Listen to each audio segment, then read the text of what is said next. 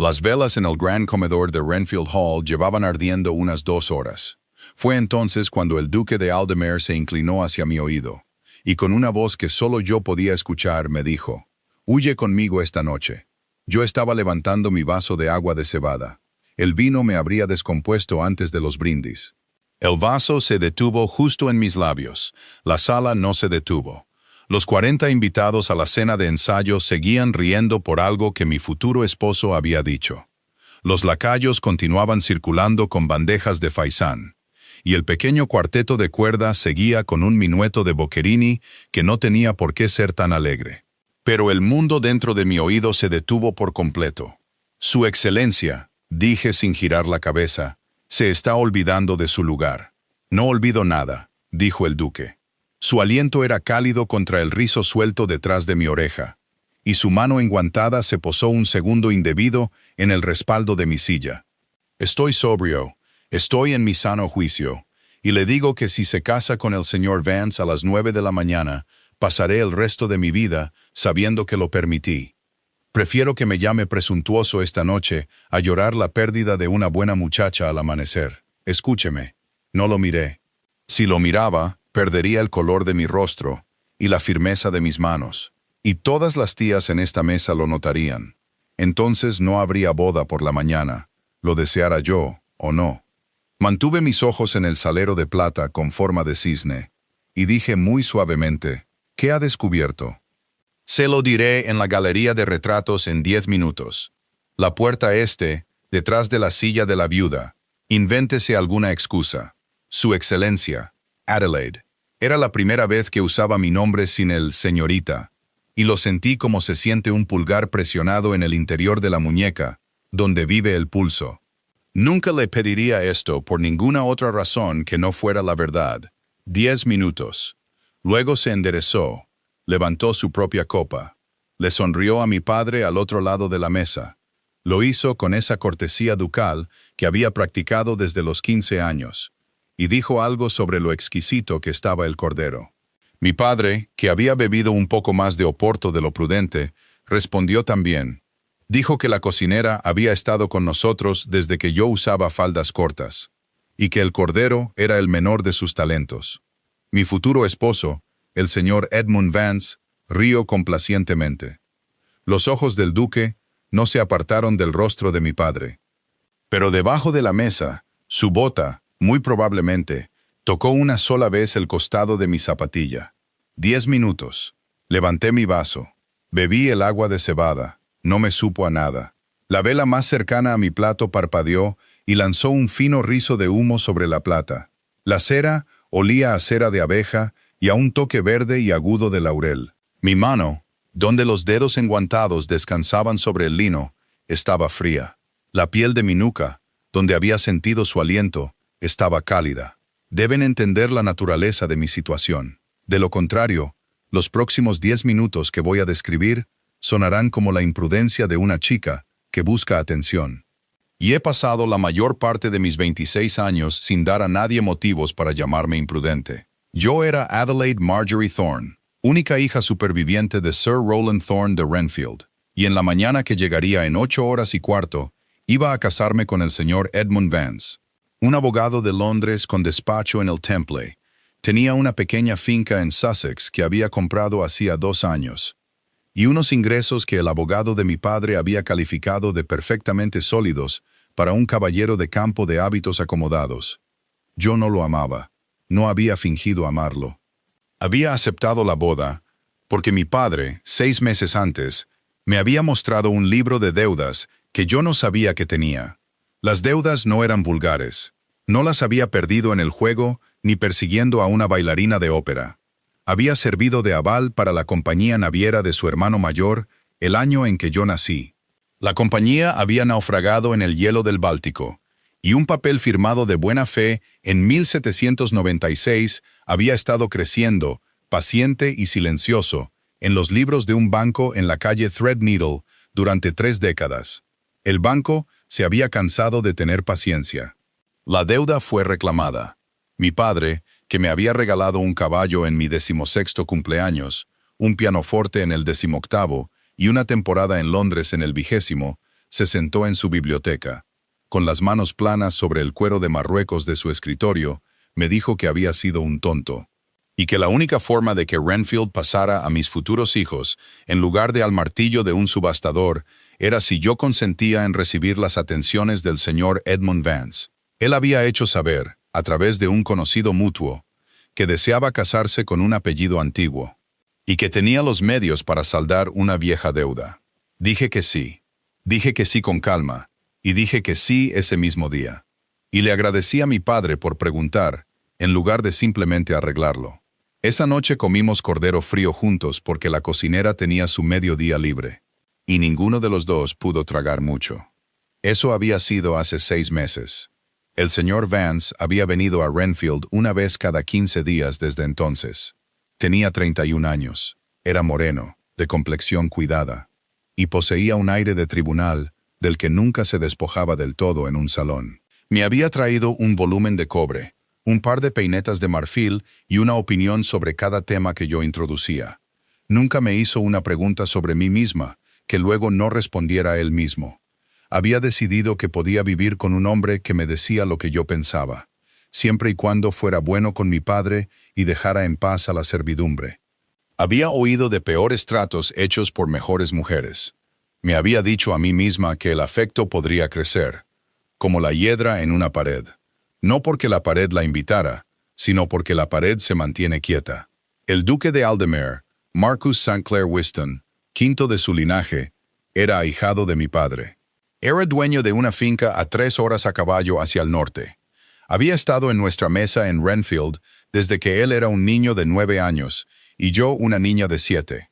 Me había enseñado a cargar una escopeta de caza cuando yo tenía 12. Se había reído de mí a los 14 por llorar por un poema. Me trajo un trozo de seda india para mi 18º cumpleaños y se negó a que le diera las gracias. Y la noche antes de mi presentación en sociedad, cuando yo tenía 19 años, temblaba y estaba convencida de que me avergonzaría haciendo una mala reverencia, me llevó al salón de la mañana en Aldemare. Puso sus manos en mis hombros y dijo, «Adelaide, eres la única mujer que conozco que nunca me ha aburrido. No empieces mañana». Luego hizo una reverencia y se fue. Y yo reí hasta llorar, y no me avergoncé. Nunca me había dicho una palabra de amor, no en 17 años de conocernos, no cuando yo tenía 18 y la habría recibido con gusto, no cuando tenía 23 y el hijo de un cura en Bath casi me convence de un compromiso tonto, no cuando tenía 25 y bailaba con él en el baile de la cosecha de Aldemare. Y me miró por encima de la ponchera, como si yo fuera un problema de geometría que no podía, por más que lo intentara, resolver.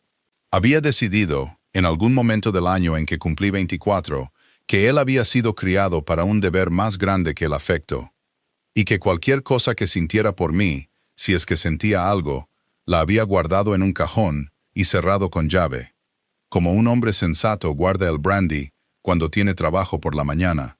Le había estado agradecida, de una manera humilde y silenciosa, por no pedirme que esperara una respuesta que no tenía intención de dar. Había dejado de buscar una señal, y ahora se había inclinado hacia mi oído, sobre el faisán y el boquerini, y había dicho, «Huye conmigo esta noche». Me levanté a los 8 minutos señalados, con la excusa de ir a buscar un chal, porque en el comedor había corrientes de aire, y mi madre, que Dios la tenga en su gloria desde hace 11 años, me había enseñado que una dama que alega tener frío puede abandonar cualquier mesa sin que le pregunten. Mi futuro esposo se levantó a medias. Le hice un gesto para que se sentara con la sonrisa que había perfeccionado para los tés de la parroquia. La viuda Lady Crispin, a mi izquierda, se quejó de que había dicho toda la noche que había que avivar el fuego y nadie le hacía caso. Estuve de acuerdo calurosamente y me escabullí antes de que pudiera encontrar más quejas. La escalera de servicio no estaba iluminada. Mis dedos encontraron el suave pasamanos de roble por un viejo recuerdo. Mis zapatillas no hacían ruido en la alfombra. Desde el comedor detrás de mí llegó un rugido ahogado de risas y el tintineo brillante de un vaso dejado con demasiada fuerza. La galería de retratos de Renfield recorre todo el ala este en el primer piso. Son 40 pasos de roble pulido y 23 thorns al óleo, empezando por mi tatarabuelo con un cuello de caballero, y terminando conmigo a los 16, pintada por el señor Lawrence, que había sido amable con mis pecas. A esa hora la galería estaba oscura, salvo por 2 candelabros de pared cerca de la puerta este. Las ventanas mostraban un cielo de nubes bajas sobre una luna que no podía ver. El aire olía a cera y a linaza vieja, y muy débilmente a la madera de manzano que se había puesto en el hogar del salón de la mañana. El duque esperaba junto al tercer retrato desde la puerta. Era mi abuela, pintada con seda verde pálido, el año antes de enviudar. No había encendido más velas. Estaba de pie con las manos a la espalda y la cabeza un poco inclinada, como si estuviera comparando a la mujer del retrato con algún recuerdo propio. Y cuando oyó mis zapatillas sobre las tablas, se giró de inmediato. Dio 2 zancadas para encontrarme y se detuvo. «Adelaide tiene 10 minutos», dije. Estaba orgullosa de la firmeza de mi voz. Le he dado a la viuda Crispin 1000 razones para recordar esta noche. Preferiría no darle 1001. ¿Qué ha descubierto? Tomó aliento. A la poca luz, parecía a la vez más joven y más viejo que sus 28 años. El niño que me había enseñado a cargar una escopeta de caza y un hombre que nunca había conocido. Se había quitado un guante. La mano desnuda sostenía un papel doblado. «Hay un niño», dijo. Sentí que algo en mi pecho se quedaba muy quieto. Como un estanque se queda quieto cuando el viento cesa. ¿De quién es el niño? Del señor Vance, un niño de 2 años y medio que vive en una cabaña respetable en Walthamstow, con una joven llamada Hannah Mowbray, que fue, hasta hace 18 meses, doncella en el despacho del Temple. El señor Vance paga una asignación trimestral de 15 libras y la visita el primer domingo de cada mes. Eso es, me detuve. Yo era una mujer de 26 años. Había leído suficientes novelas y caminado por suficientes aceras de Londres para saber que los hombres de posición mantenían segundos establecimientos. No fue la existencia de un niño lo que me detuvo. Eso es desagradable, pero no por sí solo. Hay más. Su voz era muy baja. Hannah Mowbray le escribió hace 15 días. Se había enterado de su compromiso. Le preguntó si sus 15 libras continuarían, y si el niño aún podría llevar su nombre, y si el niño podría algún día ser reconocido hasta el punto de un pequeño legado, ya que el niño es todavía muy joven y depende enteramente de lo que ella pueda proporcionar. Marcus. Se me escapó antes de poder detenerlo. El nombre del niño. No lo había llamado así desde que tenía 12 años. Él lo notó. No se movió hacia mí, pero algo en su rostro cambió. «Lea su respuesta», dijo, y me tendió el papel. Lo tomé. Los pliegues eran marcados. El papel había sido una carta por menos de un día. La letra era del señor Vance. La conocía por el anuncio de compromiso que había redactado en esta misma casa. La carta era una sola página. La leí junto al candelabro. La carta informaba a la señora Mowbray, en las cuidadosas perífrasis de un abogado, que tras la celebración de sus nupcias, los asuntos del señor Vance serían necesariamente reorganizados, que la asignación trimestral se reduciría en 2/3 debido a las justas reclamaciones de su nuevo hogar, que el niño no era, en ningún sentido legal, suyo para reconocerlo, y que cualquier solicitud futura de ayuda, particularmente cualquier solicitud que alegara la juventud o el bienestar del niño, sería remitida a su secretario y no contestada. La carta concluía con una frase que leí 2 veces, y luego una tercera, porque no podía creer que un hombre la hubiera puesto por escrito. «Sí», había escrito el señor Vance, «persiste en solicitar después de mi matrimonio, me veré obligado a instruir a mi secretario que el niño no es asunto mío. Y descubrirá que las cabañas respetables se alquilan con referencias respetables, de las cuales la mía es la única en su posesión». Doblé la carta. Mi mano estaba perfectamente firme. Lo noté como desde la distancia, de la manera en que uno nota el color del abrigo de un extraño. ¿De dónde sacó esto? Hannah Mowbray se lo llevó a un secretario de mi propio despacho esta mañana. El secretario es su primo. Me lo trajo a las 4 de esta tarde. Vine a caballo desde Londres. Llegué directamente del camino. Aún no me he cambiado para la cena. Señaló casi con pesar su abrigo. Y ahora vi el polvo en los puños. la leve marca de una silla de montar en el interior de su muslo, la sombra de fatiga bajo sus ojos. Adelaide no le habría traído nada menos que una carta de su propio puño y letra. ¿Y el niño? Dije. ¿Qué hay del niño? Es muy joven, como ella escribió, y está enteramente a su cuidado. Por lo demás, es un niño robusto. Le gustan los caballos de madera y el gato de la cocina. Anna Mowbray es una joven de 27 años, sensata, de habla sencilla y devota de él. No escribió esa carta para extorsionar. La escribió porque tenía miedo, y usted no ha arreglado nada hasta hablar conmigo. El niño está a salvo esta noche. La cabaña está pagada hasta el final del trimestre. Anna Mowbray está en casa de su hermana en Highbury. No ha dormido en la cabaña estas últimas 3 noches. El señor Vance no sabrá que esto ha sido leído hasta que se le pregunte al respecto. Esa parte es para usted. Miré la carta en mi mano. Miré el retrato de mi abuela, que había enviudado a los 31 años y había dirigido una finca durante 40 años después con su propia y tranquila competencia. Miré al duque, que había cabalgado Dios sabe cuántas horas para poner un papel doblado en mi mano antes de que yo hiciera un voto que me habría atado por el resto de mi vida natural a un hombre que amenazaría la referencia de una joven por el bienestar de su propio hijo. ¿Qué propone, Su Excelencia? Dio un paso más cerca. Solo uno. No me tocó. Tengo un carruaje en la cabaña sur, no el mío con el escudo de armas. Una calesa alquilada, un par de caballos grises. El cochero es un hombre llamado Pemberton, que ha conducido para mí durante 9 años, y por cuya discreción responderé con la mía.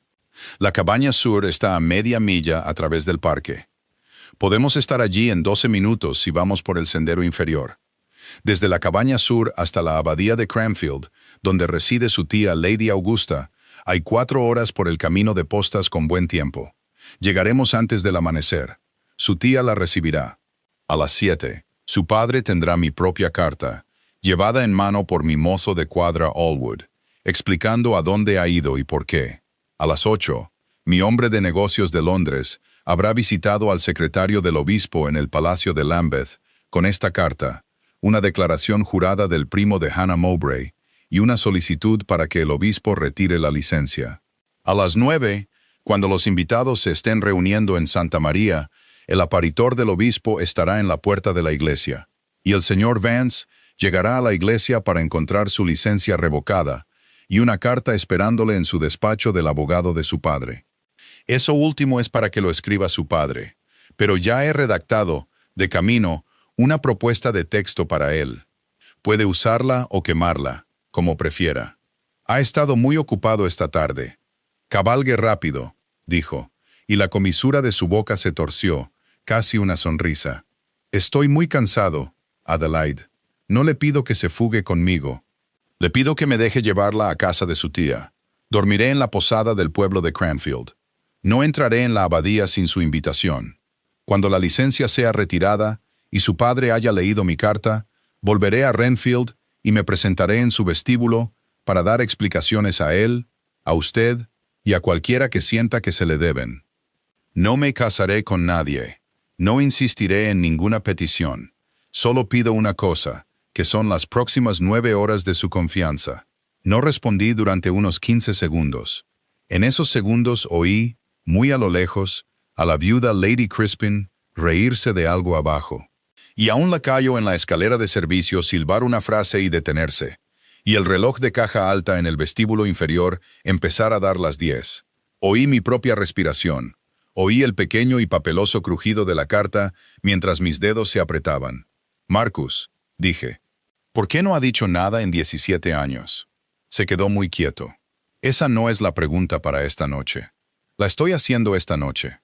Adelaide, me está pidiendo que abandone la casa de mi padre en la oscuridad, en la víspera de mi boda, en su carruaje. Iré. Había decidido que iría antes de que terminara la frase sobre el obispo. Pero si voy a subir a una calesa con usted en la cabaña sur en 12 minutos, no me pretenderá que todo esto es por un niño en Walthamstow. Lo conozco desde que tenía 7 años. Dígame por qué no ha dicho nada. Exhaló. Miró el retrato de mi abuela. Volvió a mirarme. Porque su padre era mi padrino, dijo. Porque heredé el título a los 22 y la peor cosecha en la memoria viva a los 23. Y pasé 3 años vendiendo madera y suplicando a los banqueros antes de poder estar seguro de que la finca se mantendría. Tomó aliento. La mano desnuda se levantó. Cayó. Porque cuando pude haber hablado, el otoño que usted tenía 22, su padre me dijo en un paseo por Homewood que se alegraba de que me hubiera convertido en el hombre que mi propio padre había esperado, y que la única pena en su vida era que ahora no tenía nada que dejarle más que Renfield y un buen nombre. Me perdonaría si me pedía, como lo más cercano a un hijo que tenía, que fuera especialmente cuidadoso con su reputación en cualquier pequeña atención, porque una chica que había sido señalada por un duque y no se había casado con él, era una chica que había sido dañada para el mercado rural. Él no sabía lo que estaba pidiendo. Pensó que me estaba agradeciendo. Volví a casa esa noche y decidí que no me acercaría a usted hasta que estuviera establecida. Y luego, una vez que estuviera establecida, me llevaría lo que sintiera a la tumba sin una palabra. Eso fue hace 3 inviernos. Luego, un secretario me trajo una carta a las 4 de esta tarde y cabalgué. Porque, Adelaide, estar establecida con un hombre que escribiría esa carta no es estar establecida. Es una condena. Y no seré el duque que se sienta de brazos cruzados en una biblioteca mientras una mujer a la que he amado desde la noche antes de su presentación en sociedad camina hacia una condena por el bien de una promesa honorable a un padre que, si supiera la verdad, la pondría él mismo en el próximo coche. No había levantado la voz. Había dicho todo el discurso en el tono bajo y cuidadoso de un hombre que lo había practicado en el camino. Pero su mano, la desnuda, temblaba muy ligeramente a su lado, y vio que yo lo veía, y la cerró en un puño. 12 minutos, dije. En la cabaña sur, Adelaide. Necesitaré una capa de viaje y el pequeño estuche de cuero de mi tocador. No puedo llamar a mi doncella. Bessie vendría conmigo, y no permitiré que la despidan. Le diré a mi padre en la carta que tomé prestada su capa de viaje. No la culparán. Dejaré mi anillo de compromiso en el alfiletero. Le escribiré a mi padre 2 líneas en el salón de la mañana y las dejaré bajo el tintero para que las encuentre a primera hora y no antes. No quiero que persiga la caleza por el camino de postas en camisón. Espere en la cabaña sur. Si no estoy allí en 15 minutos, váyase sin mí y vaya directamente al Palacio de Lambeth usted mismo. Esperaré hasta que venga. 15 minutos, Marcus. Si algo ha salido mal, no quiero que espere en medio de mi desastre. 15 minutos, dijo, y su voz era áspera. Adelaide, gracias. No me dé las gracias todavía. Deme las gracias al amanecer. Me giré para irme y volví. Why, Marcus, la carta para mi padre. Envía a Allwood con ella a las 6, no a las 7. Mi padre se despierta a las 6. Preferiría que la leyera antes de que la servidumbre empiece a susurrar que después. A las 6. Y no, dudé. No deje que se lo digan al señor Vance antes de que el obispo haya actuado. Quiero que la licencia sea revocada primero. Quiero que se entere de eso en la puerta de la iglesia. Generalmente no soy una mujer vengativa, su excelencia, pero he leído esa carta y esta noche soy vengativa. Ya está arreglado de esa manera. Bien. Salí de la galería sin mirar atrás. Tomé la escalera de servicio hasta mi tocador. Me quité las perlas porque habían sido de mi madre y no las usaría para una huida. Cambié mis zapatillas de satén por botines. Doblé la seda de marfil y bronce sobre el respaldo de la silla donde Bessie la encontraría por la mañana. Y me puse el vestido de viaje de merino oscuro que no había usado desde la primavera. Tomé la capa de lana gris de Bessie del armario del pasillo y dejé una nota dentro de la manga que solo decía: «He tomado esto prestado. Es mi culpa y no la tuya. IMT». En el salón de la mañana, escribí 2 líneas a mi padre en el papel crema que me había regalado para mi último cumpleaños. «Papá, he ido a casa de la tía Augusta en Cranfield. Hay una carta que el señor Vance escribió hace 15 días que debes leer antes de las 9. El duque de Aldemir te la traerá con el resto. La boda no puede seguir adelante. Estoy a salvo. Lo siento. Tu querida Adelaide». La sellé. La sujeté con el tintero de plata. Dejé el anillo de compromiso, una esmeralda cuadrada en un engaste torpe, en el alfiletero junto al tintero. Porque tuve un repentino, pequeño y mezquino deseo de que encontrara ambas cosas a la vez. Bajé por la escalera de servicio, pasé por el comedor de los sirvientes donde Bessie comía una rebanada de jamón frío y reía con el segundo lacayo, y no miré hacia adentro. Salí por la puerta del huerto y por el portillo hacia el parque. La noche era fría. Mi aliento formaba una pequeña figura blanca que el viento arrancaba. La media luna había salido de detrás de la nube y trazaba un camino sobre la hierba húmeda para mí. Caminé por el sendero inferior porque el superior me habría llevado más allá del Paseo de las Rosas, y el Paseo de las Rosas era visible desde las ventanas del comedor. Y 40 invitados con Oporto en el cuerpo notarían a una mujer con una capa gris cruzando el césped. Llegué a la cabaña sur en 9 minutos. Mi aliento era corto y cálido contra la lana de la capa de Bessie. El dobladillo estaba mojado de rocío, y algunas pequeñas hojas secas se habían enganchado en el ribete. El viento del bosque de Homewood traía el olor verde y amargo del helecho aplastado y el aroma frío y tenue de la piedra. La caleza estaba allí. El par de caballos grises estaban tranquilos bajo un hombre con un abrigo de varias capas que debía ser Pemberton. El duque estaba de pie junto a la puerta de la caleza sin su sombrero. Cuando me vio, su rostro hizo algo que no pude interpretar.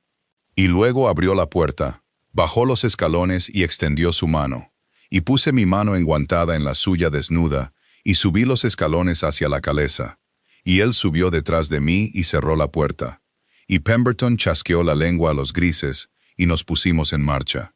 La caleza olía a cuero y a un leve rastro de lavanda del cojín. Alguien, Marcus, me di cuenta con una pequeña conmoción interior, había pensado en ponerlo sobre el asiento para una mujer con un vestido de viaje fino en una noche fría. «Son 4 horas hasta Cranfield», dijo. «Debería dormir.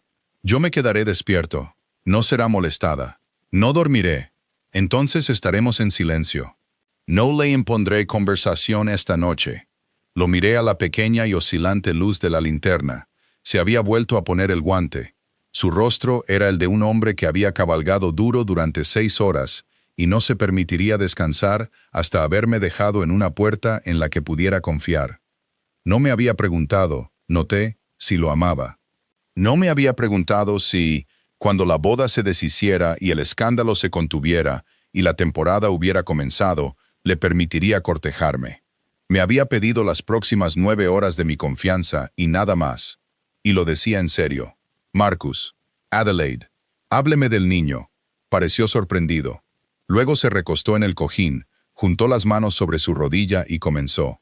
Con la voz baja y uniforme de un hombre que cuenta una historia a un niño a la hora de dormir, me contó todo lo que el primo de Hannah Mowbray le había dicho sobre un niño robusto en Walthamstow al que le gustaban los caballos de madera y el gato de la cocina, y que se llamaba como el padre de su madre, Samuel. Habló sin sentimentalismo y sin adornos. Dijo que el niño tenía una complexión pequeña y nervuda para su edad, y que por lo demás era resistente como un pony. Dijo que Hannah Mowbray le leía todas las noches de una Biblia que su abuela le había dejado, y que el niño ya podía reconocer su propio nombre en la página. Dijo que la cabaña estaba limpia, el alquiler pagado hasta San Miguel, y que el propietario era un diácono metodista que no echaría, bajo ninguna amenaza del señor Vance, a una joven de buena reputación. Me senté con las manos cruzadas sobre la carta que había traído conmigo y escuché. Y en algún punto entre la Biblia de la abuela de Hannah Mowbray y el diácono metodista, comencé a llorar muy silenciosamente, de una manera que no había llorado desde que perdí a mi madre. Lloré por el niño de Walthamstow, al que nunca había conocido. Lloré por Hannah Mowbray, que había escrito una carta asustada y había recibido una obscenidad en respuesta. Lloré por la mujer que habría sido al mediodía, sentada en un desayuno de bodas con mi mano en la de un hombre que había puesto esa obscenidad por escrito. Lloré al final, y menos por mí misma. El duque no se movió, no me ofreció un pañuelo. Se sentó frente a mí en la caleza oscilante y me dejó llorar. De la manera en que una persona que te ama te deja llorar sin intentar detenerlo, mejorarlo o convertirlo en otra cosa. Cuando terminé, dijo, Hay un pañuelo en el bolsillo del asiento. Le pedí a Pemberton que pusiera uno allí. Está limpio. Me reí. Fue una risa pequeña y húmeda, más aliento que sonido. Pensó en todo. No pensé en otra cosa durante 6 horas a caballo. Marcus. Adelaide. No lo haga. No esta noche. Esta noche es para el niño de Walthamstow y la licencia en Lambeth. Hablaremos de nosotros cuando no haya una boda pendiente sobre nosotros. No quiero que confunda la gratitud con otra cosa. Tengo demasiado respeto por ambos. Tomé el pañuelo, me sequé la cara, doblé el cuadrado de cambray en mi palma y cerré los dedos sobre él. Y no se lo devolví. Viajamos en silencio después de eso, mientras la calesa coronaba la pequeña colina más allá de Homewood, y las luces de Renfield Hall se desvanecían detrás de nosotros en la oscuridad. Los grises se acomodaron al trote constante que Pemberton había dicho. Y la luna salió por completo de la nube y convirtió el camino de postas en plata. Y me senté con la carta en una mano y un pañuelo en la otra y pensé, con una especie de claridad aturdida, que en 9 horas tenía la intención de convertirme en la señora Edmund Vance. Y en cambio sería, al amanecer, la novia que no fue. Intenté tener miedo de eso. No pude encontrar el miedo. Lo que encontré en su lugar fue una cosa vieja y tranquila que no había sentido en meses, que era la sensación de estar precisamente donde mi propia conciencia me exigía estar. Dormí. Después de todo, aunque había dicho que no lo haría, en algún lugar más allá del pueblo de Ditchley. Cuando desperté, el cielo detrás de la ventana de la calesa era del color del peltre, y los árboles a lo largo del camino de postas comenzaban a recuperar sus formas de la noche. Y el duque se había quitado el abrigo y lo había puesto sobre mí sin despertarme. Y estaba sentado en mangas de camisa y chaleco contra el cojín opuesto, observando el camino detrás de nosotros a través de la pequeña ventana trasera, de la manera en que un hombre vigila un camino en busca de persecución. «Nadie ha venido», dijo cuando vio que estaba despierta. «Ya casi llegamos. Otros 20 minutos. Tiene frío». «No lo tengo». «Marcus, estoy perfectamente bien. Beba el agua de cebada. Hay un frasco en el bolsillo. La ama de llaves de su tía nos dará té caliente a los 10 minutos de nuestra llegada. Entonces estaré lo suficientemente abrigado». Los grises se acomodaron a un trote lento mientras coronábamos la última colina. Podía oír a través de la ventana de la calesa el húmedo golpeteo de los cascos en el camino blando y el distante y áspero crujido de un carro temprano en el carril de abajo. Un olor a humo de leña subía de la chimenea de una granja que no podíamos ver. Subimos por la avenida de la abadía de Cranfield, mientras el cielo del este palidecía al color del interior de una concha de ostra. La abadía es una vieja casa gris, con una torre en el extremo sur y una capilla en ruinas en el norte. Y la tía Augusta, la hermana mayor de mi madre, viuda a los 40, señora de Cranfield durante 32 años y de sus propias opiniones durante 60, estaba de pie en el porche, con un chal sobre su camisón y su cabello en una sola trenza gris acero por la espalda. Nos había estado esperando, me di cuenta. Marcus había enviado un aviso. Adelaide, dijo cuando los escalones estaban bajados y yo estaba en la grava. Entra en la casa. Marcus, no te quedes ahí haciéndome reverencias a esta hora. Entra. Hay té, hay huevos, hay fuego. Pemberton, lleva la calesa al establo y dile a Jenkins que alimente a esos grises y a ti mismo. En ese orden. Adelaide, querida, ven. No me abrazó en la grava. Esperó hasta que la puerta se cerró detrás de nosotros, y el fuego del gran salón estuvo a mi espalda. Y entonces puso sus 2 manos delgadas y fuertes en mis hombros, me miró a la cara y dijo, «Has hecho lo correcto. Discutiremos los detalles con las tostadas». Entonces sí me abrazó, breve y ferozmente, y lloré en su chal por segunda vez esa noche, menos y más silenciosamente que antes. Y eran, según el reloj del vestíbulo, las 5:23. El fuego en el hogar detrás de mí había sido alimentado recientemente. La madera de manzano seca y partida comenzaba a crujir, y el humo tenía el olor dulce y agudo de la madera de un viejo huerto. Mis hombros, bajo la capa prestada, finalmente se relajaron. La tía Augusta nos sentó en la pequeña mesa redonda de su salón de la mañana, donde desayunaba cuando no tenía invitados. Y la señora Pine, la ama de llaves, trajo tostadas, huevos y una tetera de té que podría haber sostenido una herradura. Y Marcus y yo comimos porque nos lo habían dicho. La tía Augusta había leído la carta mientras los huevos se cocinaban. La dejó sobre el mantel, la alisó una vez con el costado de la mano y dijo: «Bueno, es exactamente el tipo de hombre que pensé que era. Solo lamento, Adelaide, no haber presionado más a tu padre cuando anunció el compromiso. Tú no dijiste nada en ese momento. Yo dije mucho en ese momento, por escrito. Y tu padre me respondió que había considerado mis objeciones y las había rechazado. Y que como yo no había elegido casarme, no se podía esperar que entendiera la cuestión. Quemé su carta y le envié un ganso de Navidad. Me he arrepentido de ambas cosas. Untó con mantequilla una tostada. ¿Y ahora qué, su excelencia?» Marcus dejó su taza. «Mi mozo de cuadra, Allwood, está en el camino de postas hacia Renfield con una carta para Sir Rowland. Llegará entre las 6 y las 6:15». Marcus giró su taza un cuarto en su platillo. «Mi hombre, Hartwell, está en su alojamiento en Doctors' Commons. Desayunará a las 6, caminará a Lambeth a las 6:30 y presentará la carta y la declaración jurada al aparitor del obispo a las 7. La licencia será retirada a las 7:30. El aparitor estará en la puerta de Santa María a las 8:30, a tiempo para informar al sacristán y poner un aviso en la puerta de la iglesia antes de que lleguen los invitados». La tía Augusta dejó su tostada y esperó. El señor Vance llegará a las 9. Encontrará el aviso. Descubrirá, al preguntar, que el obispo ha recibido y dado crédito a una carta de su propio puño y letra, lo que hace imposible el matrimonio. Se retirará a la biblioteca de Sir Rowland. Sir Rowland, para entonces, habrá leído mi carta y el original de la suya. Y la conversación entre ellos será de un tipo que no envidio a ninguna de las partes. No le ha dicho a Sir Rowland a dónde ha ido Adelaide. Sí, se lo he dicho. Le he dicho que está con usted. Le he dicho que la traje yo, y que estaré en la posada del pueblo de Cranfield a las 8. Y que estoy a su disposición para cualquier comunicación que desee tener conmigo.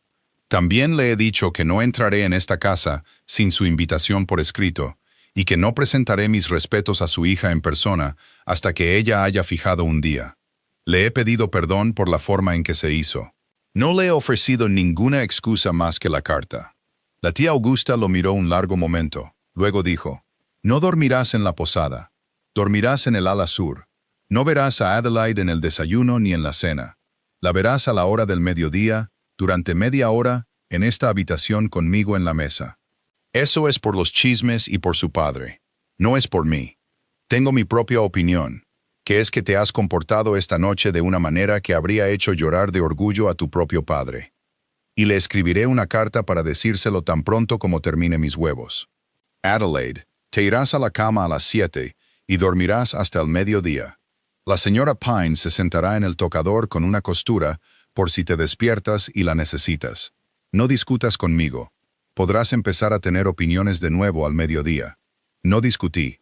Subí las anchas escaleras de roble a las 6:05 con la señora Pine llevando un calentador de cama. Y la voz de mi tía en el vestíbulo de abajo ya daba instrucciones al mozo de las botas sobre un carro de ponis a la posada del pueblo y un desayuno caliente para el duque que se enviaría al ala sur. Y mientras subía, oí, a través de la puerta abierta de la biblioteca, a mi tía decirle a Marcus: «Siéntate, querido. Has hecho un largo trabajo nocturno. Dime, mientras comes, ¿qué pretendes? Y déjame decirte lo que permitiré». No oí su respuesta. No lo necesité. Para cuando la camarera corrió mis cortinas, ya estaba dormida con el pañuelo de cambray todavía doblado en mi mano bajo la almohada.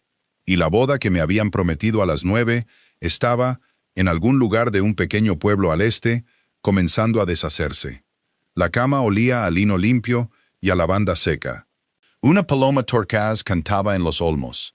Las cortinas respiraban con el viento de las colinas y exhalaban de nuevo, suaves y lentas, contra mis ojos cerrados.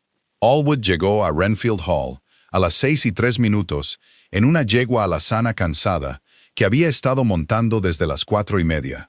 Le dio la carta a Hodges, el mayordomo, quien se la llevó a Sir Rowland a su tocador. Allí mi padre estaba siendo afeitado por su ayuda de cámara, Jordan, con la mano algo temblorosa, que sigue a una cena de ensayo empapada en Oporto. Sir Rowland leyó la carta, mientras Jordan mantenía la navaja alejada de su garganta. La leyó por segunda vez. Le dijo a Jordan que lo dejara, y Jordan lo dejó. Y Sir Rowland Thorne se sentó en el borde de su cama en mangas de camisa con el papel doblado en las manos y lloró. Por vergüenza, por alivio, por la hija que casi había vendido a un hombre que había puesto tal condena por escrito. Y por el ahijado que había cabalgado toda la noche para sacar a esa hija de la casa antes de que su propio padre hubiera pensado en hacer la pregunta correcta. Cuando terminó de llorar, llamó a Hodges. Le dijo a Hodges que convocara al cura, al secretario del obispo, a su propio abogado y a la cocinera, en ese orden. Le dijo a Hodges que informara a la subama de llaves que el desayuno de bodas se cancelaba y que las carnes frías debían enviarse a la escuela del pueblo. Le dijo a Hodges que le dijera a Bessie que empacara una pequeña maleta con mis pertenencias para la abadía de Cranfield en el coche de la tarde. Le dijo a Hodges, por último, que informara al señor Vance cuando llegara a la puerta a las 8:30 con su traje de boda, que Sir Rowland lo recibiría en la biblioteca. El señor Vance llegó a las 8:23. Llevaba un abrigo del color del clarete pálido y un chaleco de seda crema bordado con abejas. Estaba de buen humor. Llevaba un pequeño ramillete de violetas forzadas en el ojal. Nunca llegó a la iglesia. Lo que pasó entre él y mi padre en la biblioteca no es propiamente mi historia. Solo la sé por una carta que mi padre me escribió 2 días después. En ella confesaba que había comenzado la entrevista con la intención de comportarse como un caballero y había abandonado la intención en 4 minutos. Había puesto la propia carta del señor Vance sobre el escritorio entre ellos y le había pedido que la leyera en voz alta. El señor Vance había leído 3 líneas y se había negado a seguir leyendo. Mi padre había leído el resto en voz alta él mismo, lentamente, con la voz que reservaba para las lecciones en la escuela parroquial. Luego le había preguntado al señor Vance si negaba la carta. El señor Vance no lo había hecho. Le había preguntado si negaba al niño. El señor Vance había dicho que el niño era un asunto privado y no tenía relación con el matrimonio. Mi padre había dicho que cualquier niño de 2 años y medio que pudiera ser amenazado por escrito por su propio padre era un asunto sobre el cual él, Sir Rowland, estaba preparado para tener una opinión pública mientras le quedara aliento.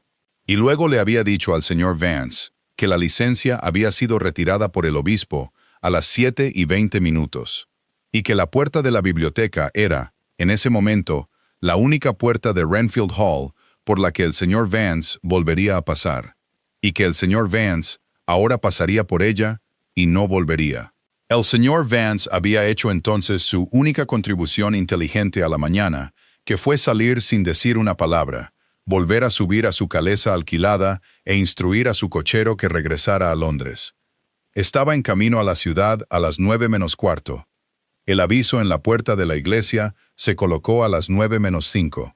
Los primeros invitados llegaron a las 9:04, miraron el aviso, se miraron unos a otros y se dispersaron por los confines de 3 pueblos vecinos para comenzar la mañana de chismes más emocionante del condado, desde la ascensión del globo de Pemberton en 1817. Fue, en general, una cancelación mucho mejor gestionada que la mayoría. El obispo había hecho su parte. Mi padre había hecho la suya. Marcus había hecho la suya. Incluso el señor Vance, al retirarse de la parroquia a tiempo, nos había ahorrado a todos una escena en la iglesia. La única persona cuya parte quedaba por hacer era la mía. Desperté a las 12:20 con un pañuelo de cambray todavía en la mano y la señora Pine sentada en la ventana con una cesta de costura. Se levantó de inmediato, corrió un poco más mis cortinas, me dijo que mi tía me esperaba en el salón de la mañana en 3/4 de hora, y salió sin alboroto a buscar una palangana de agua caliente.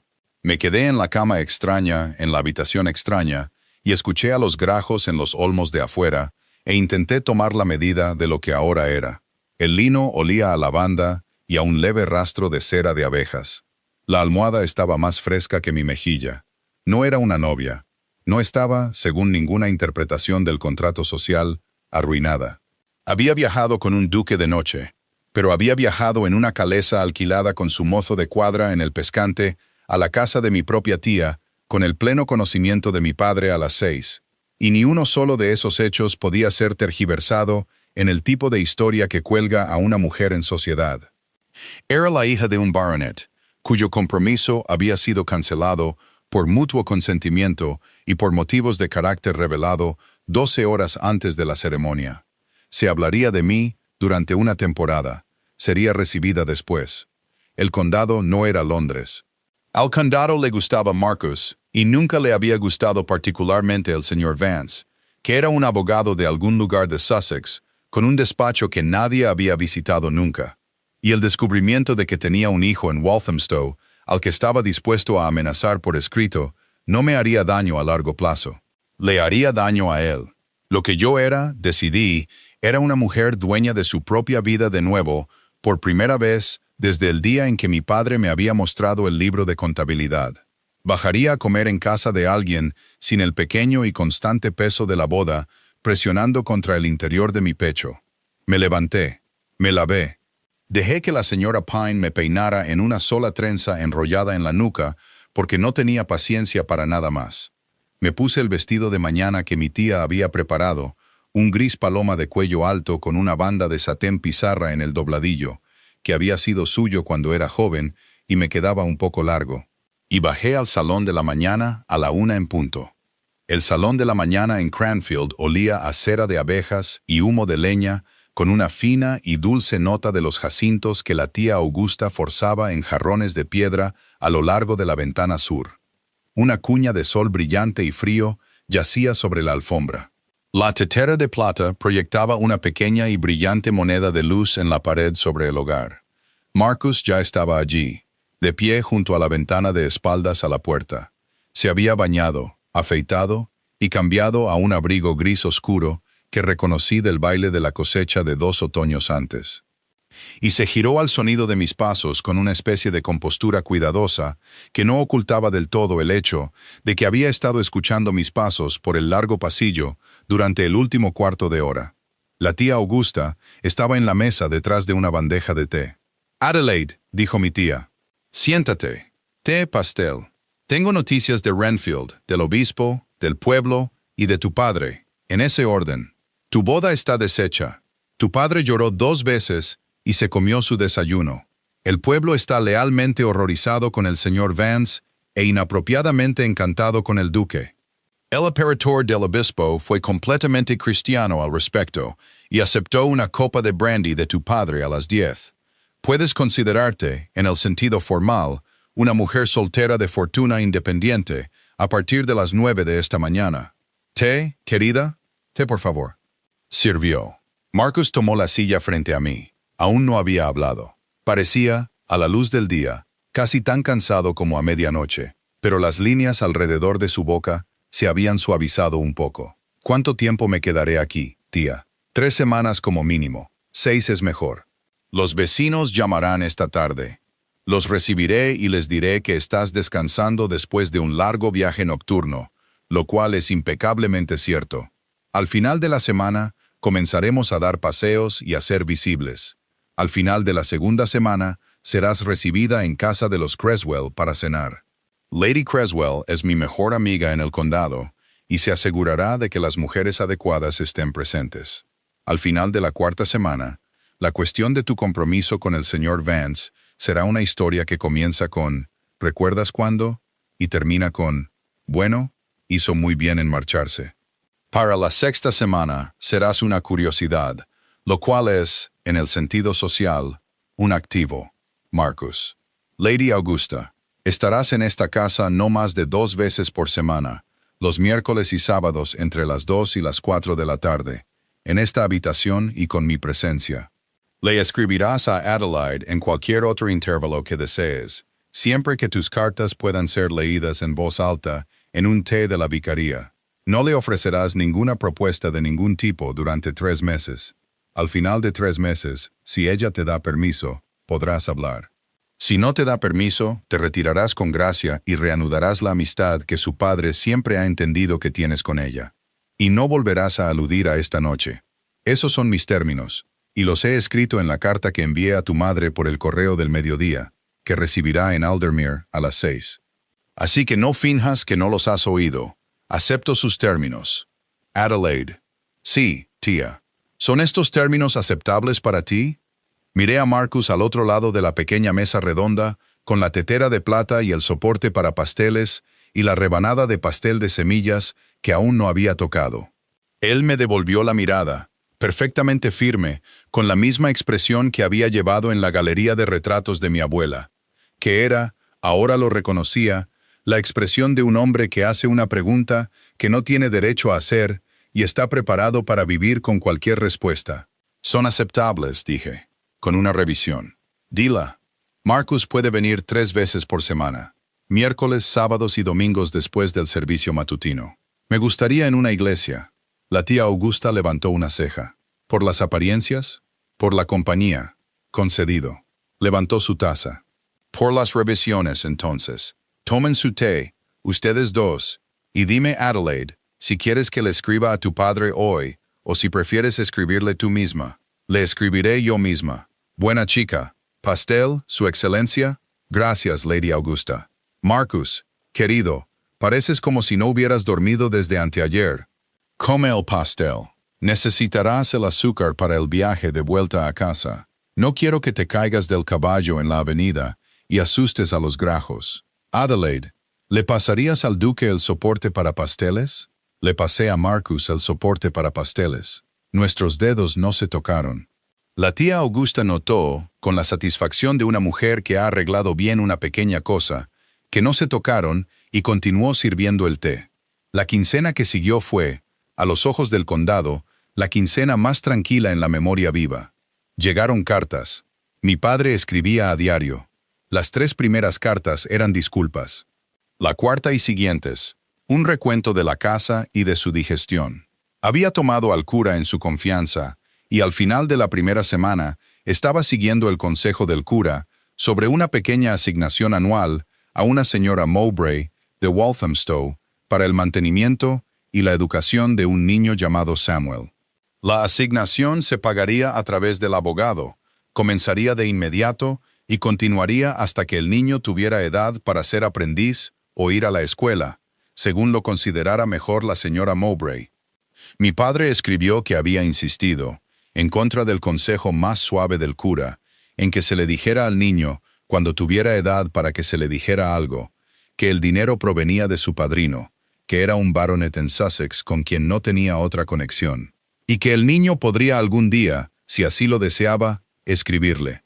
Mi padre escribió en la misma carta que no había dormido tranquilo en su cama desde la noche en que me fui, que no había encontrado, en el largo recuento que había estado haciendo en su cabeza, ninguna manera de devolverle a su ahijado, el duque, lo que el duque había hecho por nuestra familia. Que al final había decidido que el único pago que importaba era ser un mejor padre por el tiempo que le quedaba. Lloré también por esa carta. Lloré por muchas cartas esa quincena. La tía Augusta dijo que estaba compensando 26 años de contención y que debía permitírmelo. ¿Y qué haría que la señora Pine mantuviera el armario de la ropa blanca bien surtido de pañuelos hasta que terminara? Me lo permití. El señor Vance no me escribió. El señor Vance escribió, en cambio, al abogado de mi padre, amenazando con una acción por incumplimiento de promesa y fijando sus daños en 2,000 libras. El abogado respondió por el mismo correo que tenía en su poder el original de una carta de puño y letra del señor Vance, que, si se presentaba en cualquier tribunal de Inglaterra, acabaría con la práctica del señor Vance en el Temple en el plazo de 1 año, y que había sido instruido, en caso de cualquier otra comunicación sobre el tema de los daños, a presentar una copia de esa carta en el Colegio de Abogados, del que el señor Vance era miembro.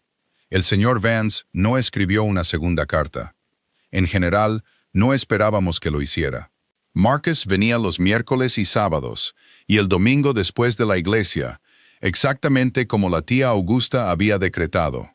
No venía ningún otro día. Me escribió 3 veces en la quincena, una para enviarme un artículo que había leído en una revista sobre una escuela para hijos de marineros en Greenwich, otra para enviarme un pequeño paquete de vainas de semillas del viejo jardín amurallado que pensó que me gustaría probar en el borde sur de la tía Augusta, y una vez para decirme, con una brevedad que me hizo reír a carcajadas en la mesa del desayuno, que su madre, la duquesa viuda, había leído la carta de la tía Augusta a las 6 como prometió. La había leído por segunda vez después de la cena. Le había escrito a la tía Augusta en respuesta a las 9:30 para decir que los términos no eran lo suficientemente severos, y que 2 visitas a la semana eran demasiadas para un hombre que había secuestrado a una mujer en la víspera de su boda. Por lo tanto, se limitaba, en deferencia a su madre, a una visita por semana, de la cual Adelaide podría elegir el día. Le respondí de inmediato, por el mismo correo de la tarde, para decir que no permitiría que su madre gobernara mis miércoles. ¿Qué podía venir en ambos días? Y que debía escribirle a su madre por el próximo correo para decir que el asunto había sido resuelto por la mujer en cuestión, quien le había dado al asunto la consideración que merecía con una rebanada de pastel de semillas, y había hablado. El miércoles siguiente me trajo la respuesta de 3 líneas de la duquesa viuda a esa carta, que decía: «Ella tiene razón, eres un presuntuoso, me retracto. Todavía la guardo». Me cortejó muy lentamente y muy sencillamente, y enteramente frente a mi tía. Me cortejó preguntándome qué había leído esa mañana y qué había pensado al respecto, y escuchando la respuesta completa. Me cortejó recordando, en su segundo miércoles, que yo había mencionado en su primer miércoles un pequeño grabado de la capilla en ruinas que me había gustado, y trayéndome en su tercero el grabado, enmarcado, con una nota adjunta que solo decía: «Para la pared del salón sur, donde lo verás desde tu silla habitual». Me cortejó sentándose durante 3/4 de hora con la tía Augusta, un domingo por la tarde, mientras ella discutía los fallos del nuevo cura y los méritos de una vieja raza de gallinas ponedoras, y respondiendo a ambos con la atención firme y seria que siempre le había prestado en asuntos de gallinas ponedoras y que nunca antes, que yo supiera, le había prestado a ningún cura. Me cortejó riendo en los momentos adecuados y en ninguno de los equivocados. Y caminando conmigo el tercer sábado 3 veces alrededor del Paseo de las Rosas, mientras la tía Augusta observaba desde la ventana del salón de la mañana, y sin, en las 3 vueltas, intentar tomar mi mano. Hablamos en esos paseos de cosas pequeñas y grandes. El viento de las colinas traía el olor a tierra fría y removida y a las últimas manzanas del huerto, y nuestro aliento formaba pequeñas figuras grises que el aire deshacía. Del niño de Walthamstow que estaba, según el último informe de Marcus de su secretario, perfectamente bien, y era el orgulloso poseedor de un caballo de madera con una cola de crin real que la esposa del secretario le había hecho. D. Hannah Mowbray, que había aceptado el acuerdo del abogado con mano firme y había establecido una pequeña escuela para las hijas de los secretarios en el salón trasero de la cabaña de Walthamstow, y que me había escrito muy correctamente una única carta de agradecimiento, que yo había respondido igualmente correctamente con una única carta de bienvenida. De mi padre, que había comenzado lentamente a cenar de nuevo en la mesa con el cura y el esposo de la cocinera los martes. Los 3, estableciendo un pequeño hábito de queso tostado y discusión política que el cura confesó en su última carta que había comenzado a anticipar con algo parecido al placer. D. Aldermere, a donde Marcus tendría que volver a caballo antes del anochecer, pero a donde deseaba cada miércoles traerme a tiempo si alguna vez estaba dispuesta a venir. Nunca dijo cuándo, nunca dijo, como mi esposa, dijo solo, a tiempo, si estuvieras dispuesta. Y lo dijo como un hombre que afirma un hecho, no como un hombre que insiste en una petición. Les contaré el día que el señor Vance regresó, porque ese es el día que importa. Fue un martes de la 5ª semana de mi estancia en Cranfield. No se esperaba a Marcus, estaba en sus sesiones trimestrales en Lincoln. La tía Augusta y yo habíamos caminado después del desayuno por la larga avenida hasta la puerta de la cabaña para ver un seto sobre el que un vecino nos había pedido nuestra opinión. Volvíamos por la avenida a las 10:30 cuando una calesa entró por la puerta detrás de nosotros. Y la tía Augusta se giró, miró y dijo muy silenciosamente: «Adelaide, entra en la casa. Dile a Hodges que envíe al mozo de las botas a buscar al mayordomo y que cierre la puerta interior. Yo me encontraré con quien sea en la grava». No entré en la casa. Tengo 26 años. Había sobrevivido a una cena de ensayo y no iba a permitir que mi tía de 60 años se encontrara sola con el señor Vance en su propia grava. La tomé del brazo y caminamos juntas para encontrarnos con la calesa. Era el señor Vance. Parecía más delgado de lo que recordaba y no tenía las violetas en el ojal. Bajó sin esperar el escalón. Tenía un pequeño estuche de cuero en la mano y un sombrero que no se quitó. «Señorita Thorne», dijo. Miró más allá de mi tía como si fuera una pieza de estatuaria de jardín, lo cual fue una decisión táctica que no sobrevivió a las siguientes 3 frases. «He venido a hablar con usted sobre un asunto privado». «Hablará con mi sobrina, señor Vance», dijo la tía Augusta con la voz que una vez había usado para decirle a un cazador furtivo que tenía 2 minutos para abandonar sus bosques. En presencia de su tía, en el salón de la mañana, donde mi mayordomo y mi mayordomo estarán al alcance de cualquier voz elevada. Puede hablar con ella en esa condición, o puede volver a subir a su calesa y dirigirse a su padre en Renfield por escrito. No se dirigirá a ella en mi grava. Inspiró por la nariz. Tenía, observé ahora, la apariencia de un hombre que no había dormido muy bien desde la mañana en que el obispo le revocó la licencia. Como desee. Caminamos de regreso a la casa. Hodges, que nos había visto a través del cristal del porche, ya había enviado al mozo de las botas a buscar al mayordomo. Y el mayordomo estaba, para cuando llegamos al salón de la mañana, de pie dentro de la puerta del vestíbulo, con los brazos cruzados y una expresión tranquila que no le había conocido antes. La tía Augusta asintió. Él le devolvió el saludo. Hizo pasar al señor Vance al salón de la mañana y cerró la puerta. «Ahora, señor Vance», dijo mi tía, sentándose en el pequeño sofá y haciéndome un gesto para que me sentara en la silla a su lado. «Diga lo que ha venido a decir». El señor Vance no se sentó. Se quedó de pie frente al hogar frío con su sombrero en una mano y el estuche de cuero en la otra, y me miró, por primera vez, a mí. Había, creo, una pequeña parte de él que había venido preparada para ser encantador. Lo vi decidir, en los 4 segundos entre el cierre de la puerta y su primera palabra, que el encanto sería una economía desperdiciada. «Señorita Thorne, he venido a pedirle que reconsidere su decisión». «Mi decisión no está bajo reconsideración, señor Vance. Es consciente de que la acción por incumplimiento de promesa, que instruí a mi abogado que iniciara, fue retirada a la semana de ser amenazada». «Sí, soy consciente.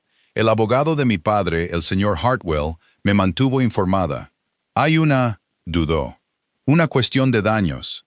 «Señor Vance», dijo la tía Augusta, «no le pedimos que viniera aquí para discutir daños. Usted pidió que se le permitiera entrar.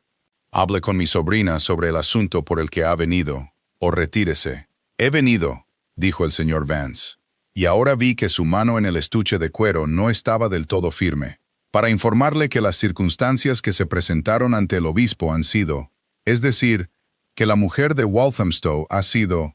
No pudo llegar al final de la frase. «¿Ha sido qué, señor Vance?» «Ha sido resuelto. Con el acuerdo ha sido formalizado. El niño ha sido colocado en un respetable, en el campo. El asunto está cerrado». «¿Es así?», preguntó la tía Augusta con suavidad. «¿Dónde está la escuela?» El señor Vance abrió la boca. La cerró. La abrió de nuevo. «No estoy en libertad de...» «Señor Vance», dije. No había levantado la voz. No la levanté ahora. Hannah Mowbray dirige una pequeña escuela en el salón trasero de su cabaña en Walthamstow para las hijas de los secretarios. Samuel Mowbray está al cuidado de su madre. No asiste a ninguna escuela, ya que tiene 2 años y 3 cuartos, y está, según el informe más reciente que tengo, en robusta salud, y muy aficionado a un caballo de madera que el abogado de mi padre le envió en Navidad. El niño no ha sido colocado en ningún sitio. El asunto no está cerrado. O ha sido engañado por una persona a cuyo interés servía engañarle, o ha venido al salón de la mañana de mi tía para decir una falsedad en mi presencia con la esperanza de que me conmoviera su supuesta reforma para pasar por alto la carta que escribió el 17 de agosto, de la cual he leído cada palabra y de la cual mi padre tiene el original. Asumo lo segundo. No estoy conmovida. Se había puesto del color del papel. Usted no puede... Señor Vance, dijo la tía Augusta levantándose. Mi sobrina ha hablado. Ahora se marchará. Mi mayordomo lo acompañará a su calesa. Si se dirige a ella de nuevo, ya sea en persona o por carta, la carta del 17 de agosto estará en manos de los decanos de su colegio de abogados por el próximo correo. ¿Me entiende? La entendió. Se fue. No me miró por segunda vez. Las ruedas de la calesa recorrieron la grava a los 4 minutos de su partida. Cuando el sonido de ella se había alejado por la avenida y a través de la puerta de la cabaña, la tía Augusta se sentó de nuevo en el pequeño sofá y llamó para pedir té. Bueno, querida, dijo, no he disfrutado tanto de una mañana en 3 años. Tía, ¿qué? Gracias. ¿Por qué? Tú fuiste la que habló. Yo solo me encargué de la puerta. Me miró por encima del borde de la taza de té recién llegada con su expresión más astuta. Adelaide, no te inmutaste. Lo sé. Hace 3 meses te habrías inmutado. Lo sé. Marcus vendrá el miércoles. Lo sé. ¿Sabes lo que le dirás el miércoles? Lo pensé. Bebí un sorbo de té. Dejé la taza en su platillo con un pequeño y claro sonido. Le diré el miércoles que me gustaría que viniera también los jueves. ¿De verdad? Y que me gustaría que el 4.º jueves a partir de este trajera a su madre. ¿Su madre? La ceja de la tía Augusta se alzó. La duquesa viuda de Holdemare, cuya carta de 3 líneas el hombre guarda en el bolsillo de su abrigo. Que, según la autoridad del mayordomo, lee cuando cree que no lo observan en la avenida. Esa madre. ¿Esa madre? Adelaide, ¿estás proponiendo permitir que ese hombre hable? Estoy proponiendo darle permiso para hablar, tía. Aún no he decidido qué diré cuando lo haga, pero he decidido que no tendré a su madre presente y no le dejaré decirlo. Ella sonrió. Era la sonrisa que me había dado en el porche a las 5 de la mañana cuando había salido de la calesa. Era la sonrisa de una mujer que ha estado esperando algo en particular durante mucho tiempo y tiene por fin la sensación de que está llegando. Muy bien, dijo. El miércoles. Marcus llegó el miércoles a las 2 en su propio caballo, que había montado desde las sesiones trimestrales en Lincoln bajo la lluvia. Entró con el pelo húmedo en las sienes y el olor a lana mojada en su abrigo. La tía Augusta le dio una toalla, una taza de té y las noticias, en ese orden. Que el señor Vance había llamado el martes por la mañana, que había intentado introducir una ficción, que yo había corregido la ficción, que la tía Augusta le había mostrado la grava, y que yo tenía una pequeña petición que hacerle con respecto a su calendario. ¿Mi calendario? Sí, Marcus.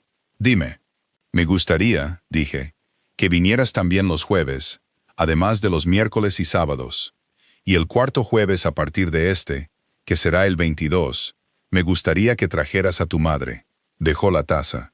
Lo hizo con cuidado, como lo hace un hombre que ha sido sorprendido y no desea derramar nada.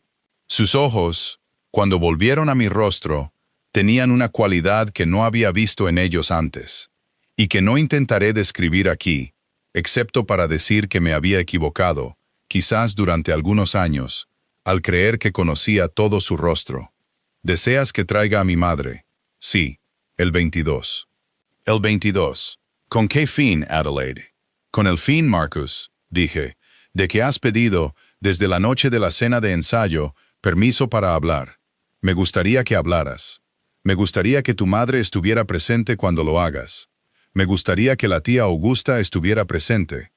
Me gustaría, antes de darte ninguna respuesta, que la pregunta sea una que se me haya permitido considerar como una mujer que está tomando una decisión libremente frente a las 2 mujeres en cuyo juicio más confío. No quiero que ninguna respuesta que dé sea una que di porque estaba sola en una habitación contigo, y agradecida, y con 26 años. Quiero que sea una respuesta que mi yo de 18 años y mi yo de 40 años aprobarían. Estuvo en silencio durante un largo rato. No te he pedido nada en 5 semanas, Adelaide. Me lo has pedido todo, Marcus. En 5 semanas.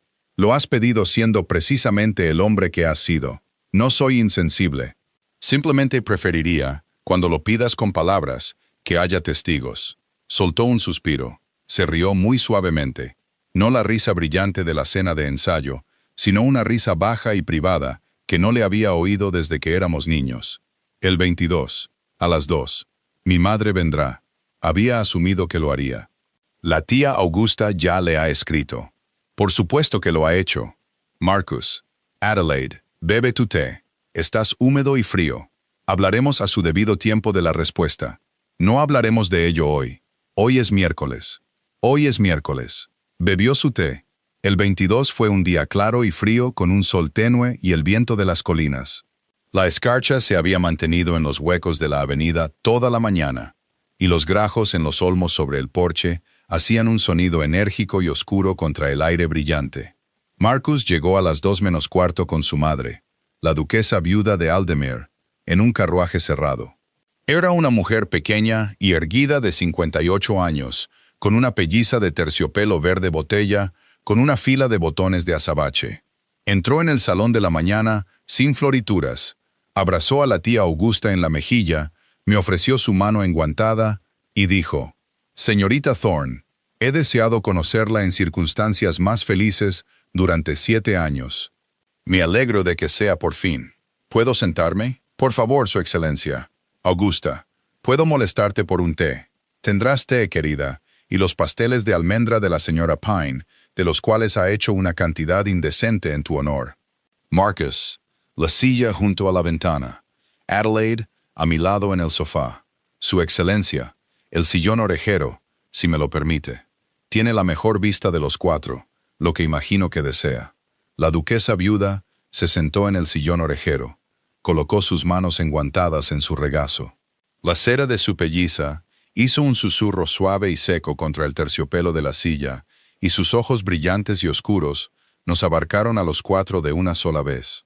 Miró a su hijo con una expresión que, al final de la tarde, llegaría a reconocer como su forma de afecto. «Marcus, habla». Habló. Habló durante unos 5 minutos. No se puso de pie. No hizo un discurso. Dejó su taza de té en la pequeña mesa a su lado y se dirigió a mí al otro lado del salón de la mañana con la misma voz baja y uniforme que había usado a medianoche en la galería de retratos de mi abuela. Y dijo lo que no había dicho en 17 años. Dijo que había estado enamorado de mí desde la noche en que yo tenía 19 años, y me había llevado al salón de la mañana en Aldemir para decirme que no tuviera miedo de mi presentación en sociedad.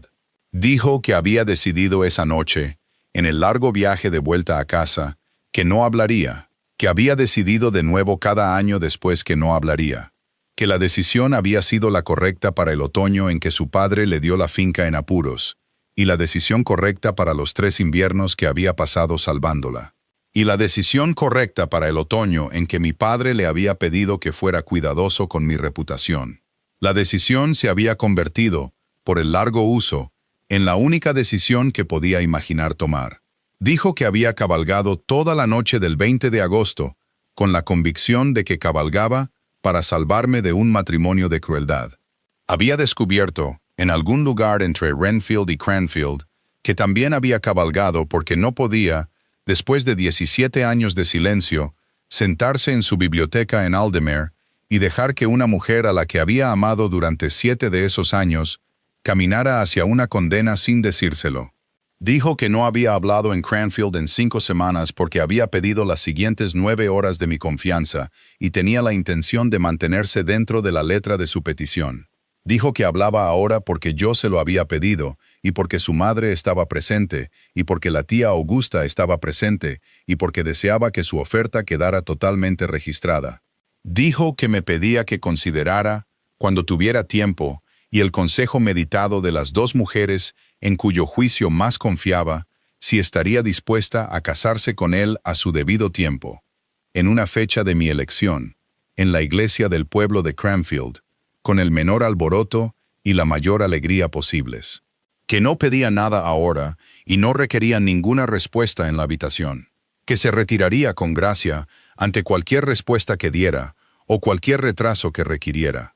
Y que, si me negaba, contaría como el mejor trabajo de su vida el haber tenido el permiso, la noche del 20 de agosto, de llevarme a la puerta de mi tía. Se detuvo. Miró su taza de té. Volvió a mirarme. La duquesa viuda en el sillón orejero levantó su propia taza. Bebió, la dejó y dijo: «Bueno, Augusta, eso fue bastante mejor de lo que esperaba». «Fue un discurso adecuado», dijo la tía Augusta, «para un hombre que lo ha estado ensayando durante 7 años, 3 de ellos bajo mi techo. Me alivia que finalmente lo haya sacado de su sistema». «Adelaide», dijo mi tía, «no le debes ninguna respuesta hoy. Lo sé. No le debes ninguna respuesta esta semana, ni este mes, ni esta temporada. Lo sé. ¿Qué deseas decir?» Miré a Marcus. Estaba sentado un poco hacia adelante en la silla, con las manos entrelazadas entre las rodillas. Y su rostro era el de un hombre que se había comprometido a esperar todo el tiempo que fuera necesario. Había dicho exactamente lo que se había propuesto decir. No me había pedido piedad en ningún momento de esos 5 minutos. «Deseo decir», dije, «que no necesito la temporada». La duquesa viuda volvió a dejar su taza. «Deseo decir», dije, «que en 26 años no me han hecho una pregunta mejor formulada, que soy consciente, mientras estoy sentada, de que cualquier respuesta que dé en esta habitación, viviré con ella el resto de mi vida.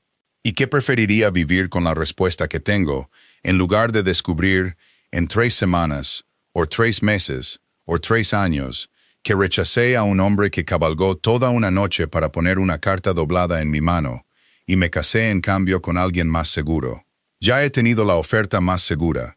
He leído su carta. No propongo cometer ese error 2 veces, Adelaide. Marcus, ¿estás diciendo? Estoy diciendo que me casaré contigo, a su debido tiempo, en una fecha de mi elección, en la iglesia del pueblo de Cranfield, con el menor alboroto y la mayor alegría posibles. No se movió. No habló. No se había permitido, creo, imaginar, en las 5 semanas de su cuidadoso cortejo, la frase precisa que acababa de pronunciar, y no supo, durante unos 4 segundos, qué hacer con su rostro. Fue la duquesa viuda quien lo rescató. «Mi querido hijo», dijo, «levántate, acércate. Toma su mano. Tienes mi permiso y el permiso de Lady Augusta, y muy particularmente, el permiso de la propia dama.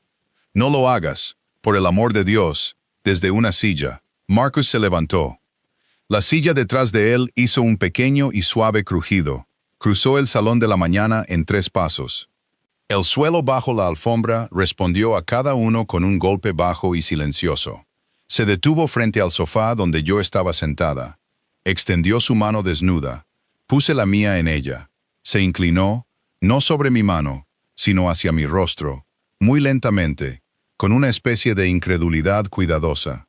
Y me besó, una vez, en la frente, de la manera en que un hombre besa algo que no esperaba que se le permitiera tocar. Adelaide. Marcus. Gracias. No me des las gracias todavía. Dámelas el día de la boda. Se rió. Era la risa brillante de nuevo, la risa de la cena de ensayo. Solo que esta vez no estaba dirigida a una larga mesa de invitados y a la broma de un futuro esposo. Y había 2 ancianas en la habitación que se habían ganado el derecho a oírla. Se rió y se sentó en el sofá a mi lado, y sostuvo mi mano sobre su rodilla. Y la duquesa viuda, después de observarnos durante un largo momento, sacó un pequeño pañuelo de cambray y se lo aplicó enérgicamente a un ojo. «Bueno, Augusta», dijo, «supongo que ahora debemos discutir los aspectos prácticos. Hay mucho que discutir. Está el asunto del niño». Efectivamente, lo está. Mi hijo, en su discurso, no mencionó al niño. Supongo que tiene la intención de hacerlo. Marcus miró a su madre. Me miró a mí. Había un ligero rubor en su pómulo. Tenía la intención de preguntarle a Adelaide en privado. «Le preguntarás aquí, Marcus, y habrás terminado. Ya lo he discutido con Augusta y tu madre. Sea cual sea la respuesta, será la respuesta de los 4, ya que el niño es ahora responsabilidad de las 4 casas involucradas. La tía Augusta levantó su taza. Pregunta. Marcus me miró. El rubor se había oscurecido. Adelaide, hay un niño de 3 años en Walthamstow. No es mi hijo. No es tu hijo. Es el hijo de una mujer que, por su valentía al llevar una carta a un secretario de mi despacho el 20 de agosto, te salvó de un matrimonio que no deseabas hacer. Y lo salvó a él, a su debido tiempo, de ser criado por un hombre que podía escribir la carta que todos hemos leído. Hizo una pausa. La tía Augusta sirvió una lenta cinta de té en la taza de la viuda. El sol golpeó la tetera de plata. Marcus tomó aliento y continuó. Hannah Mowbray es, según todos los informes, una joven notable que ha hecho cosas notables con muy poco. El niño está a su cuidado y, por su deseo, debe permanecer a su cuidado. No propondría quitárselo.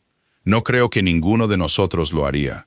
Pero tenía en mente que cuando la cuestión de la escuela se vuelva urgente en 1 año o 2, podríamos desear, es decir, que tú y yo podríamos desear, tomar algún interés práctico en el asunto. En una forma que la señora Mowbray y el propio Samuel acogieran con agrado. Estoy preguntando, en resumen, si estarías dispuesta a considerar, con la regularidad de visitas y el apoyo material, que la señora Mowbray encuentre bienvenido y que el niño con el tiempo aprenda a esperar. Sí, tenía una respuesta más larga preparada. Habría sido una respuesta redundante, Marcus. Sí. La duquesa viuda se aplicó el pañuelo en el ojo por segunda vez. La tía Augusta, que por principio no lloraba delante de la compañía, se sonó la nariz en un cuadrado de cambray propio y anunció que había empezado un resfriado esa mañana. Fingimos creerla. No fijamos la fecha esa tarde. La fijamos 3 semanas después, a finales de octubre, para un martes de la segunda semana de diciembre en la iglesia del pueblo de Cranfield, con licencia especial y sin aviso en los periódicos. La duquesa viuda asistió con terciopelo verde botella. La tía Augusta asistió con su mejor gris pizarra. Mi padre asistió con el cura a su lado y el mozo de las botas llevando un libro de oraciones prestado. Y lloró 2 veces durante la ceremonia.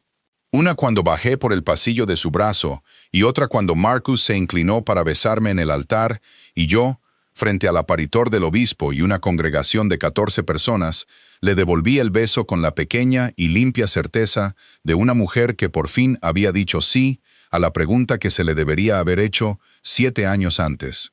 Pasamos la luna de miel en Aldermere. El jardín amurallado en diciembre estaba desnudo. Marcus me paseó por él de todos modos, con su mano en la parte baja de mi espalda, y me nombró cada parterre vacío y lo que habría en él para mayo. La pared de ladrillo retenía el último calor de la tarde contra mi hombro. En algún lugar más allá, un petirrojo regañaba a un gato. Le dije que esperaba que me mostrara el jardín de nuevo en mayo. Dijo que contaba con ello. Tomábamos nuestro desayuno en el pequeño salón donde el sol de la mañana caía sobre una alfombra verde y amarilla, y hablábamos cada mañana de ese primer mes de cosas grandes y pequeñas. Del niño de Walthamstow, que vino a Aldermere durante una semana en Pascua con su madre, y que le tomó un gran cariño al gato de la cocina y un pequeño e inmediato cariño a mí.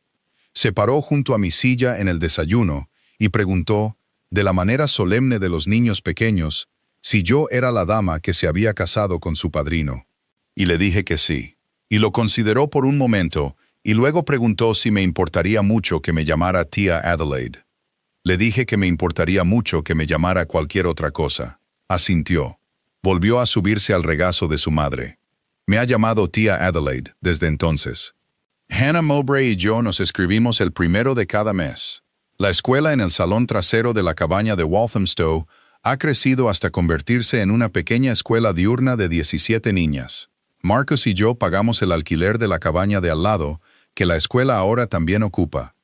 Y le hemos dado una pequeña anualidad que no aparece en ningún libro de acuerdos, pero de la que puede disponer para cualquier alumna que elija ayudar más.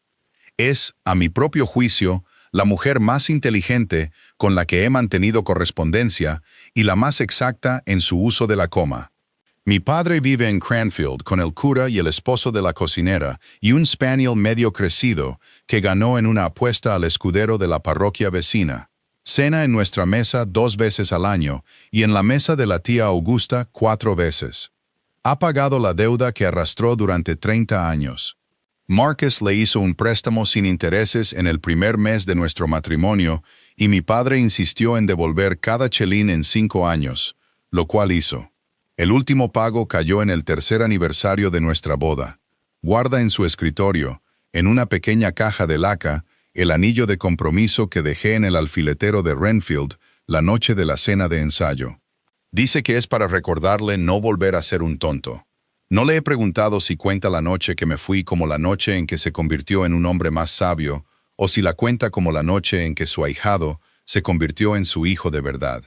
Creo que la cuenta como un nacimiento.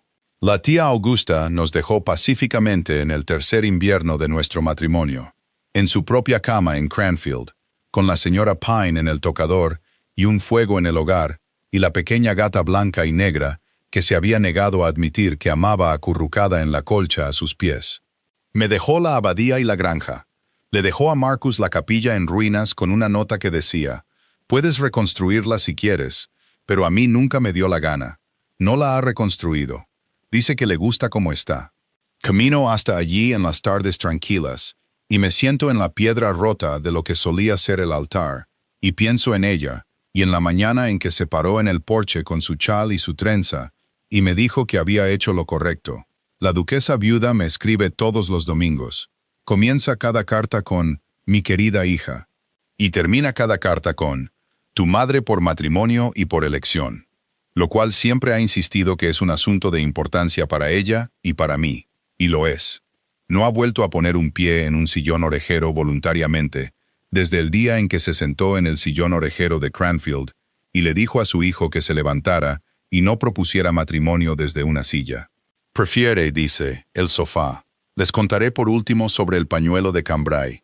El pañuelo de cambray que tomé del bolsillo del asiento de la calesa la noche del 20 de agosto y que no devolví, está en la pequeña caja de laca, en el tocador que comparto con mi esposo en Aldemer.